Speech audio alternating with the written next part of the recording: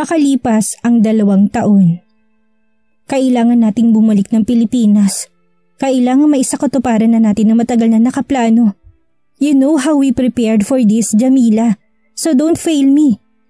Hindi ako makaimik ng muling banggitin ni Mommy ang tungkol sa pagbabalik namin sa Pilipinas. At mas lalong hindi ko maintindihan kung bakit mas pinili niyang doon na muna kami manatili. Gayong masaya naman ang buhay namin dito sa Australia. Mom, what about our life here? How about our job? Pahabol na tanong ko, naguguluhan sa ura-uradang desisyon nito kahit pa man noon pa niya binabanggit na talagang darating ang araw na to. But still I wasn't prepared for this. It's too urgent. Patapos ng construction ng hotel and it be open so soon. Ikaw ang mamamahala. Alam mo kung ilang milyon ang tinaya ko para doon, Jamila. At mas lalong alam mo kung anong matagal na nating plano. Tuwid at mariing sagot ni Mommy kaya inaiwanan ako na patigagal. She invested in that hotel na hindi ko alam kung bakit yun pa na nagkakahalaga ng 100 milyon. Gayong marami naman pwedeng pasukin ng mga negosyo. I gotta go. Next day will be our flight. I already told your husband about it. Aniya pa niya, dire-diretsong lumabas ng unit. Napaupo ako sa puwang kumikirot kong ulo. It's been 2 years since we moved here, kaya akala ko makakalimutan na ni Mommy ang tungkol sa plano. Me and my husband Nicolo got a nice job here with a huge salary. May nabili na rin kaming unit dito na may enough space, kaya nangihinayang talaga ako. Nasa kailaliman ako ng pag-iisip nang tumunog ang doorbell, kaya dali-dali ko itong binuksan. There she is, my husband smiling widely, while Dustin is extending his arms na tila ba sabik na magpakarga sa akin. Mommy! He shouted in excitement, kaya pinugpo ko kaagad ito ng halik sa mukha. Sinama kasi ito ni Nicolo sa birthday party ng anak ng ka-workmate niya na isa ring Pilipino. Hindi lang ako sumama cause I decided to clean dahil weekend ngayon at wala akong pasok sa trabaho. Dustin was super kulitan. Napagod ako kakahabol. Lahat ng mga tao doon, pinanggigigilan siya. Masayang kwento ni Nicolo nang sumalampak ito ng upo sa couch. Napangiti naman akong tumabi sa kanya habang karga-karga pa rin ang anak namin. Really baby? I told you to behave, right? Kausap ko kay Dustin but the little man just pouted like he doesn't want to talk. Mukha na rin itong pagod at inaantok kaya nagdesisyon akong ipasok na lang ito sa kwarto para punasan at bihisan hanggang sa nakatulog na nga. Pag ganitong weekend at walang pasok ay hands-on ako sa pag-aalaga sa anak ko. At kapag may pasok naman ay may babysitter ito na isa ring Pilipina, si Aling Roda. Kaya panatag ako dahil magmula sanggol pa lang si Dustin ay ang ginang na ang naging katuwang ko. Na kung tutuusin ay mas tumayong ina pa sa akin kaysa kay Mami Natalia. Good night baby love, turan ko sabay halik sa pisngi nito. Hindi ko mapigilang mapatitik sa anak ko't maikumparang mukha nito sa mukha naming mag-asawa. I don't want to doubt. Pero hindi ko ito kamukha at mas lalong hindi rin kamukha ni Nicolo. He was a thick brows, a long and pointed nose and a very charming appeal. Napakagwapo ng anak ko. Alam ko namang maganda rin ako dahil maraming nagsasabi at gwapo rin si Nicolo. Pero ibang-iba talaga ang karisma ni Dustin kahit 2 taon pa lang ito. Kaya minsan gusto ko na magduda, pero mas nananaig pa rin ang lukso ng dugo ko bilang ina niya kaya hindi ko na lang din iniintindi, lalo pat mag-isa lang naman ako noong nanganak sa ospital, kaya malabo namang napalitan ito ng ibang sanggol o baka ibang ama nito. Crazy! Natatawang turan ko sa sarili sa tuwing naisip kong ganitong bagay. Sabi naman ni Nicolo'y kamukha si Dustin ng namayapa niyang abuelo, kaya panatag ako. Tumayo na lamang ako at kinumutan ito bago tuluyang lumabas ng silid. Naabutan ko si Nicolo sa couch. Nakaupo pa rin ito na parang pagod na pagod kaya tinulungan ko na itong hubarin ng suot niyang sapatos. Thanks Han, nakangiting sambit nito. I cleared my throat before telling him about what Mommy Natalia told me kanina. Galing dito si Mommy kanina. May nabanggit, alam mo na raw ang tungkol sa pag-uwi natin ng Pilipinas. Bukas ko sa usapan kaya umayos ito ng upo bago marahan tumango. Yeah, Han. Hindi ko lang sinabi dahil ayaw kong pangunahan ng mommy mo. Sagot nito na ikinahinga ko ng malalim. At pumayag ka agad-agad. Napatayo na ako while crossing my arms. Heto na naman sila. Palagi na lang si Nicolo ang unang nakakaalam na lahat bago ako. Her idea is brilliant. Talaga ba? Alam mo minsan hindi ko maiwasang mag-isip kung ako ba talaga yung anak ni Mommy o ikaw eh. Dismayadong tugon ko kaya kinuha nitong kamay ko. Pero hinihila ko rin pabalik dahil sa nararamdaming inis. Hey, don't say that, hon. Baka ayaw lang ng mami mo na mag-overthink ka na naman. Look at you. Marahil alam niya na ganyan ang magiging reaksyon mo. Besides, she offered us a good life there. Pamamahalaan mo raw ang bagong pinagawa niyang 5-star hotel. I guess we better trust her decisions. Mommy knows best, you know? He explained kaya nakagat kong ibabang labi ko. Isa rin ito sa hindi ko maintindihan kung bakit napakadali ni Nicolo na sumunod sa lahat ng mga sinasabi ni Mommy. Handa itong iwan ng buhay na meron kami dito para makipagsapalaran sa Pilipinas na hindi ko naman alam kung anong magiging buhay namin doon. Yeah, I know that Mommy Natalia is a millionaire. Pero sa naalala ko simulat sa pool na napadpad kami dito at nagkapamilya ko, lahat na meron ako ngayon ay pinaghirapan ko. Katuwang ko naman si Nicolo pero ako talagang gumawa ng maraming paraan para makapundar kami rito at makapagsimula. Without my mom's help. Kaya hindi ko rin mapigilang hindi mag-isip kung bakit inaatas niya ang isang napakalaking responsibilidad sa akin. Lalo pat namuhunan pa siya ng 200 milyon para doon. I mean, I'm her only child at wala na rin ang ama ko kaya maybe she has no other choice. It sounds weird pero wala din talaga akong maalala sa naging buhay ko sa Pilipinas. Mom told me that I grew up there. Pero lahat yun burado sa isipan ko because of the accident happened 2 years ago daw. Na naging dahilan kung bakit napadpad kami rito sa Australia dahil pinagamot niya ako. And I just woke up one day na nagdadalang tao pala ako't may asawa na. And it's Nicolo. Na maging ang mga alaala ko kay Nicolo ay nabura rin sa isipan ko. I have a lot of doubtful and questions at first. Pero dahil sa mga old photos na ipinakita ni Mommy at Nicolo naniwala din ako kagad. I was really with them. Perhaps silang nag-aalaga sa akin at wala namang duda si Nicolo sa pagiging asawa niya sa akin. Si Mommy lang talagang medyo strict at laging busy kaya inuunawa ko na lang. Come here. Nicolo grabbed my wrist kaya napupo ako sa tabi niya. Magtiwala na lang tayo sa Mommy mo. Everything will put into place. He calmly said before hugging me. Kaya napahinga na lang ako at natahimik. Fine, I have no choice either. She's my mom after all, at kailangan siyang masunod. Force Limited and Suite Hotel, pangalan niya ng hotel na kinailangan nating mapabagsak. Namamayagpag yan ngayon kaya pag-igihan mo mabuti ang pamamalakad, Madison. Tumaya ako ng 200 milyon para rito. Tuwid at seryosong tugon ni Mommy Natalia. Nasa Pilipinas na kami ngayon. Kasalukuyan nakatira sa bagong bili ni Mommy na bahay sa isang eksklusibong subdivision dito sa Manila. Malapit nang matapos ang construction ng hotel kaya halos araw-araw na naman niya akong pinagpapaalahanan. Kumunutang no ko. Mapabagsak, Mom? I mean, bakit kinailangan natin pabagsakin ang hotel na yon? Sa mundo ng pagnenegosyo ay natural naman po na may kakompetensya talaga tayo. Tuwid at honest na sagot ko. Noon pa niya nababanggit na matagal niyang pinag-isipan ang planong ito. Ang planong bumalik at magnegosyo dito sa Pilipinas. Pero hanggang ngayon ay wala siyang konkreto at malinaw na paliwanag kung bakit parang napakalalim ng pinaguhugutan niya. And it sounds deep and revengeful. She sighed habang palakad-lakad. Rinig ko pang malalim na buntong hininga bago nagsalita. I guess it's about time for you to understand everything. Mariing itong wika bago tinungga ang hawak na baso na may lamang wine. This is her routine when something is bothering on her mind. Seryoso ako nakatitig kay Mommy. Understand what, Mom? Ang may-ari ng hotel na yun ay nagngangalang Anita Robles Santiago. Ang babaeng umagaw sa daddy mo sa akin. Kaya nagkandaleche-lecheng buhay ko noon. Ang dahilan kung bakit lumaki kang hindi buo ang pamilya. Kung bakit walang ama mo sa tabi mo. Seryosong sambit nito na halata na sasaktan, kaya napaawang ang labi ko. I don't know about this. Wala akong maalala na ganitong pinagdaanan noon ni Mommy. Ni hindi ko alam kung paano niya nakayanan lahat ng mag-isa at nakabangon siya muli sa pagkakalugmok.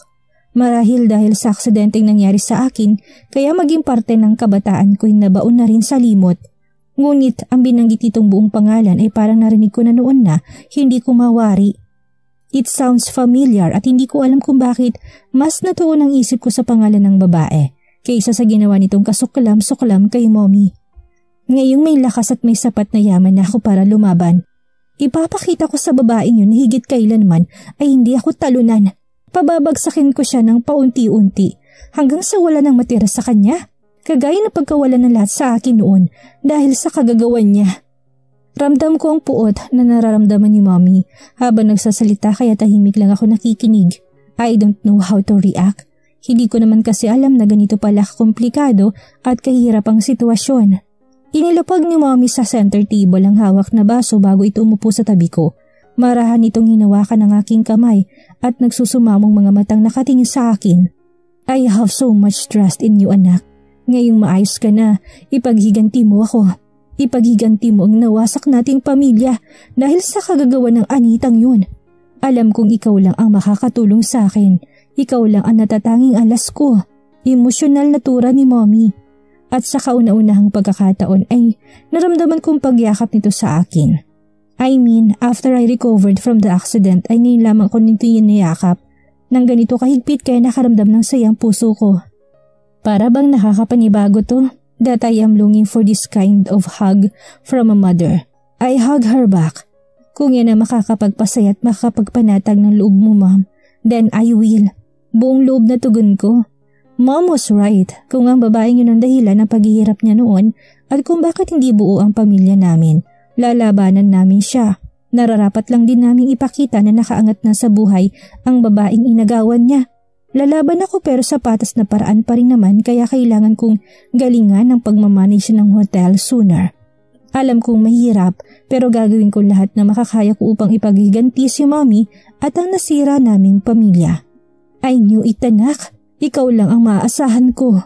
Don't fail me. Anito matapos kumala sa pagkakayakap sa akin. May iba pa siyang tagubilin bago ito nagpaalam na aalis na muna para bisitahin ng mga kaibigan niya. Pagkaalis ni Mommy ay siya namang paglabas ni Nicolo mula sa kwarto. Napaka-fresh at napaka-aliwalas nitong tingnan sa suot na corporate attire na parang may mahalagang lakad. May interview ako ngayon sa isang malaking accounting firm, Han. Masaya ang balita nito na makalapit sa akin kaya napangiti ako. Inayos kong suot nitong necktie. Wow, that's great, Han. I'm happy for you.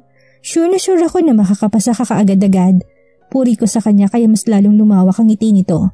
Thank you, Han. Wish me luck. Ikis mo na lang ako kay Dustin. Aniya at marahan akong hinalikan sa noo bago ito tuloy-tuloy at nagmamadaling lumabas ng bahay. Hindi na ito nakapagpaalam sa anak namin dahil nakatulog yun matapos kong paliguan kanina. I crossed my arms habang tinatanaw ang papaalis nitong sasakyan. Nicolo is an accountant and he is a very workaholic person. Tipong kahit hindi na ako magtrabaho ay kaya niya namang i-provide ang pangangailangan namin ni Dustin. Kahit noong nasa Australia pa kami, ako lang talagang nagdesisyong magtrabaho na rin para makapag-ipon kami. Pero ngayon ay naibenta na rin namin ang nabiling unit sa Australia dahil mukhang hindi na kami babalik pa ron. He is also a good and loving father to Dustin. Maging sa akin ay masasabi ko na isa siyang matapat at responsableng asawa. Ngunit aaminin ko rin na hindi siya ganun kalambing sa akin gaya ng ibang asawa at sinong maniniwala na mag-asawa nga kaming may tuturing pero hindi active ang bed life namin. Ni hindi ko na maalala kung paano namin ginawa si Dustin noon dahil maging sa kwartong tinutulugan ay magkahiwalay din kami. And his reason, dahil bawal pa raw akong galawin cause I undergo a lot of operations. Na maging sa panganganak kay Dustin ay sumailalim din ako sa isang C-section surgery. Kaya imbis na magtampo ay masumanga pa ako lalo sa asawa ko. Kung paano nananatili ang napakahaba niyang pasensya at pagtitiis alang-alang sa kaligtasan ko. Kaya kahit hindi ko gaanong maramdaman ang pagmamahal ko sa kanya, panatag at masaya ko na siya ang napangasawa ko. Iniisip ko na lang na marahil malala ang naging epekto ng aksidente sa alaala ko, kaya halos lahat ng alaala namin ay nakalimutan ko na. Maging kung paano kiligin ang puso ko, but now is more important than the past, kaya mag-focus ako kung ano meron sa akin ngayon. Anita Robles Santiago.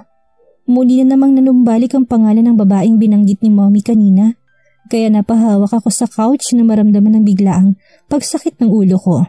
Parang may mga samot-saring larawan na hindi malinaw na bigla na lamang lumitaw sa isipan ko.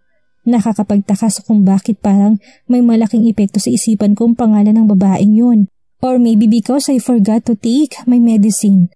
Shit! Napapadaing ako habang dahan-dahang humahakbang paakyat sa kwarto para kunin ang gamot ko.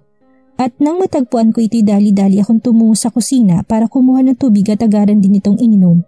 Hinihilot ko pang kumikirot kong sentido hanggang sa tuluyang nawala ang pananakit ng ulo ko. Maintenance ko ito na hindi pwedeng makaligtaan. Ayon na rin kay mommy dahil yun ang advice ng doktor ko sa Australia. And I felt relieved after taking it dahil nawalan pananakit ng ulo ko. Maging ang lumitaw na malabong mga imahe na dahil lang sa pangalan ng babaeng yon. Marahil napakalaki ng kasalanan nun sa akin, sa amin ni mommy noon. At kung naalala ko lang siguro lahat, kahit hindi sabihin ni mommy Natalia ay ako nang kusang kikilos para makapagigante. Well, malapit na rin naman kaya kinailangan kong mapaghandaan. I studied everything about Force Limited and Sweet Hotel. Mom was right, pagmamayari ito ni isang Anita Robles Santiago. Ang namamahal at nagpapatakbo dito ngayon ay ang anak nitong si Mrs. Amanda Helgon na napangasawa ng isang bilyonaryong si Damon Lucif Helgon na kilala at namamayagpag sa larangan ng pagninegosyo sa buong Asia. Ibig sabihin, malalaking isda pa lang mga kalaban namin ni Mommy Natalia at hindi ko alam kung mapagtatanggupayan ko ba ang nais ni Mommy na pagbagsakin ang babaeng si Anita Robles Santiago. Eyesight? Bukod doon ay nagtataka rin ako ng labis kung bakit parang pamilyar din ang pangalang Amanda at Damon sa akin. Ngayon ko pa lang naman narinig ang mga pangalan nila pero para bang nakilala ko na sila before. I don't know and I found it weird. Han, hindi ka pa ba matutulog? Nagtaas ako ng mukha ng maulinagan ang boses ni Nicolo. Nasa harapan ko na pala ito ngayon. Hindi ko malang napansin dahil sa maraming tumatakbong bagay sa isipan ko. Lalo pat tutok ang atensyon ko sa laptop dahil sa mga nakalap na impormasyon sa internet. I even forgot to congratulate him dahil natanggap agad dito sa trabahong inaplayan kanina. I decided to turn off the laptop bago ito hinarap. Seems you're busy. Tungkol pa rin ba yan sa favor ng mom mo? Tanong nito matapos tumabi sa kinaupuan kong couch. Nasa sala pa kasi ako ngayon. Ayaw ko sa kwarto magkulikot at baka maistorbo kung natutulog na si Dustin. Marahan lang akong tumangot pilit na ngumiti. Hindi ko alam kung kaya ko, Han. Malalaking tao palang makakaharap ko. Matapat na sagot ko. Nilapit ito sarili sa akin at marahan akong hinalikan sa ulo. Alam kong kaya mo. We're always here, especially me. Malambing natura nito kaya napatango ako sabay kagat ng ibabang labi. Anyway, I need to tell you something important. Anito kaya tumutok ako sa mukha niya. I will be assigned in Visayas for the meantime, Han. Specifically in Cebu. Maybe 1 to 2 months. May bagong branch kasi doon ng kumpanyang inaplayan ko at doon nila mas kailangan ng accountant. Dagdag nito kaya bigla na lamang ako napaisip. Han, ang layo. Why don't you try to apply another company? Yung ma-assign ka lang within Manila area? Yung malapit lang sa amin ni Dustin? Suggestion ko. Kung para sa sarili ko lang ay walang magiging problema. Si Dustin ang iniisip ko dahil nasanay ang bata na palaging nakikita at nakakasama ang daddy niya. Sa totoo lang, alam ko na maling-mali kung bakit parang wala man lang akong maramdamang pagkalungkot gayong magkakalayo kami ni Nicolo. Ewan ko ba, pakaramdam ko nagkakasala ako sa asawa ko dahil wala man lang akong panghihinayang o ano paman. Yun bang parang ayos na ayos lang sa akin kung umalis man siya at hindi kami magkita kahit ilang buwan pa? This is insane. Nicolo gently caressed my hand. Han, I already signed my contract kanina. Isa pa, hindi naman ako magtatagal doon at ililipat din naman ako dito. Besides, madali lang naman mag-book ng ticket pa uwi rito. Kung sakali mang gustuhin kong bumisita sa inyo. Paliwanag niya kaya tumango na lang din ako. Okay Han. Mag-iingat ka lang doon.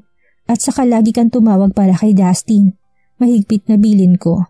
Kay Dustin lang ba ako dapat tumawag? Kunot noong tanong nito kaya pasimple kong inirapan ng pabiro. Siyempre, sa akin din. Alam mo na kasi yun. Anikot muli nitong ginawaran ng halikang ulo ko bago nagpaalam na akit na sa kwarto niya.